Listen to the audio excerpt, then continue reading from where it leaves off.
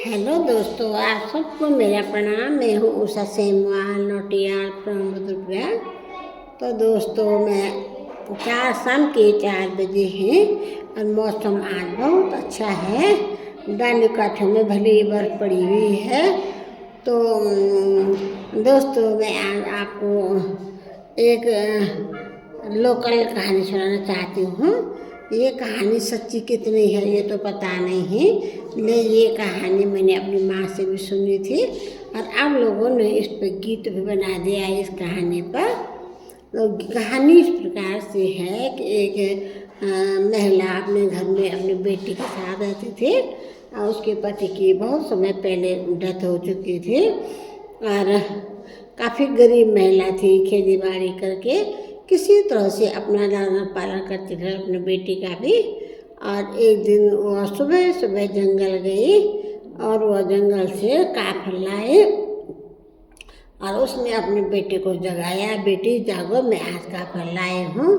और बेटी भी बहुत मुश्किल से उठी और उस महिला ने अपनी बेटी को कहा कि बेटी लोग गेहूँ काटने जा रहे हैं, अब मैं भी चली जाती हूँ गेहूँ की लवाई करने के लिए। तब तक तो ऐसा करना, नमक पीस के रखना। तो नमक पीस के रखना और तब हम दोनों जो है काफल खाएंगे। अब लड़की ने हाथ मुँह धोए किसी तरह से, अब फिर उसने जो है नमक पीसते हमारे गढ़वाली क्षेत्र में नमक पीसा होता है, बहुत टेस्टी होता है।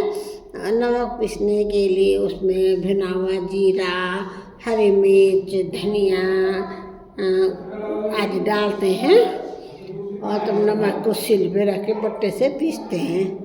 तो उसकी बेटी ने नमक पीसा, एक कटोरी में नमक रखा और तब उसने अपनी मम्मी का वेट किया।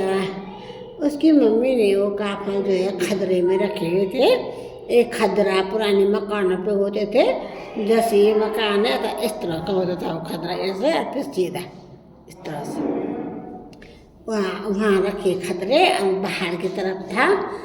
उसका कई बार मन करा कि मैं काफल खाऊं।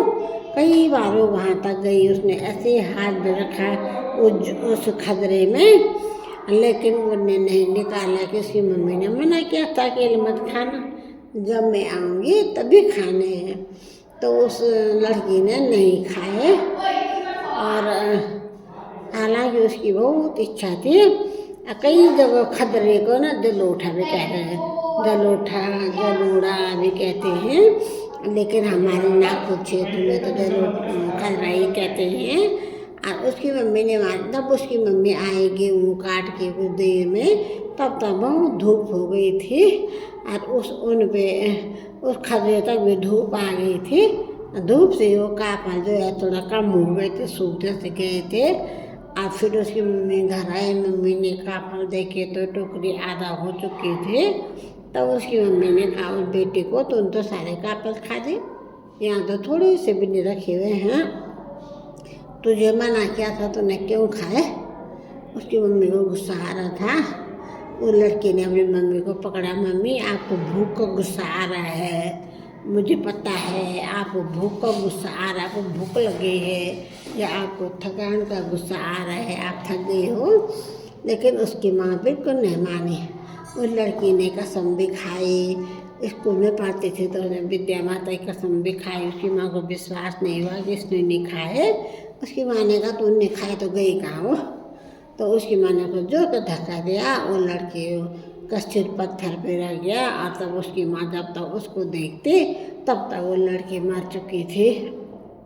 उसकी माँ को बहुत दुख हुआ कि मेरे हाथों से मेरी बेटी मर गई है। वो बेटी वैसे भी कमज़ोर थी क्योंकि वो गरीब थे, खाने का उतना नहीं रहा हुआ उनके घर में।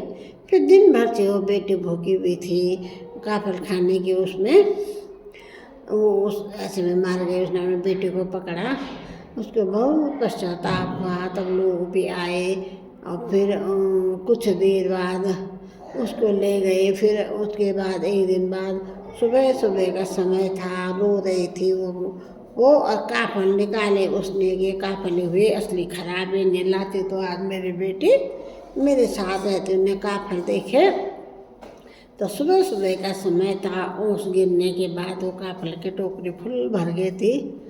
अब उसको ज़्यादा पश्चाताप हुआ, इसने नहीं खाया था। मेरी बेटी सत्य कह थी कि मैंने नहीं खाया माँ, पर मैंने ही उस पर विश्वास नहीं किया। फिर उसकी माँ अपना सिर पटक पटक कर वो भी मर जाती है। तो लोक कथा के अनुसार कहते हैं कि उसके बाद वो दोनों माँ बेटे चिड़िया बन जाते हैं। तब बेटी बोलती है चिड़िया बन के, काफल पकू मैं चखू। कहते हैं लोग कि चिड़िया ऐसे कह रही है कि काफल पकू मैं चखू। वो चैत के महीने काफल पकते हैं दोस्तों, तो वो चैत के महीने ही वो चिड़िया ज़्यादा बोलती है कि काफल पकू मैं चखू। और उसकी माँ भी जो चिड़िया बनी हुई है तो वो भी कहती है ये पूर पुथरी पूर, मतलब है पूरे हैं, काफल तो पूरे हैं बेटी, में से गलती हो गई है। तो इस प्रकार से कहते हैं वो माँ बेटे जो है अभी भी भटकते ही रहते हैं और बड़े वो चिड़िया बन गए हैं। अब ये तो सिर्फ लोक कहानी है, तो इसमें सच्चाई कितनी है ये तो मैं भी नहीं जानती हूँ, लेकिन हमारे यहाँ काफल बहुत मात्रा में पाए जाते हैं। बहुत टेस्टी फ्रूट होता है, वो अंदर से गुठली होती है और खूब रसीला होता है। लोग ज़्यादातर लोग जंगलों में जाते हैं, लेके आते हैं फल को, वो गॉड की फ्री गिफ्ट है हमारे लिए। और तो हमारे यहाँ तो औषधियों का खजाना है, फलों का खजाना है। और कहते हैं कि काफल को हमारे उत्तराखंड का राज्य फल भी माना गया है। तो आज की कहानी में इतना ही दोस्तों। बाय दोस्तों, फिर मिलते हैं दूसरे वीडियो के साथ।